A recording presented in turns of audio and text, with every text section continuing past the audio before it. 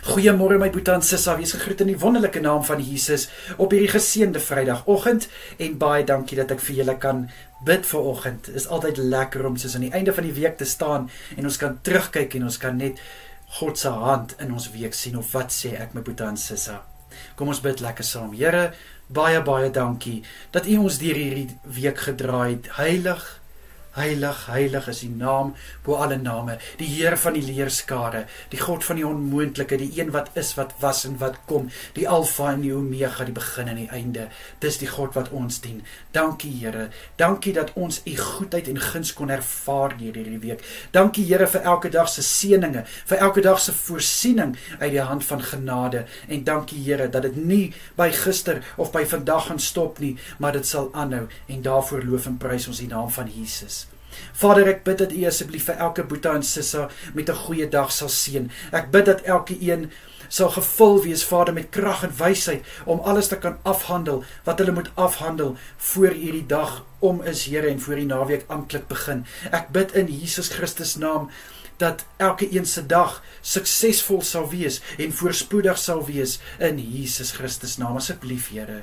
Vader, ek bid vir die naweek wat voor lê. Liewe Here, ek bid dat U asseblief elke een se naweek sal vul met rustigheid. Ek bid, liewe Here, dat elkeen sal kan ontspan van na hierdie week. Mag hulle net goeie rus hê deur hierdie naweek, asseblief Here, en verfris word tydens hierdie naweek in Jesus naam. Here, ek bid ook vir Sondagse dienste. Ek bid U hand oor elke auditorium. Ek bid, Here, dat elke prediker gevul sal wees met 'n woord, Vader, wat harte verander en lewens ook heeltemal omkeer in Jesus Christus naam.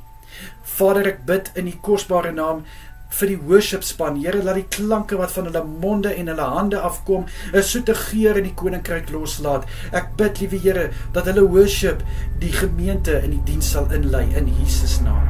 En dankie Vader, dankie vir talente wat gebruik kan word tot verheerliking van die naam van Jesus.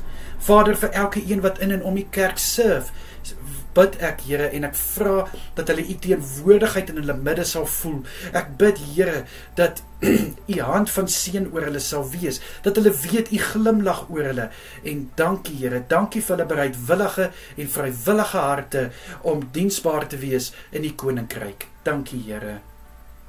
Vader, ek bid vir die aande wat voorlê. Ek bid dat U asseblief vir elke boetie en sissa met goeie rus sal seën. Ek bid dat hulle slaap soet sal wees. Ek bid, liewe Here, dat hulle kalmte sal hê tydens hulle slaap, en ek bid dat daar niks sal wees wat hulle gaan uit die slaap uithou of hulle nagrus steur nie, in Jesus Christus naam.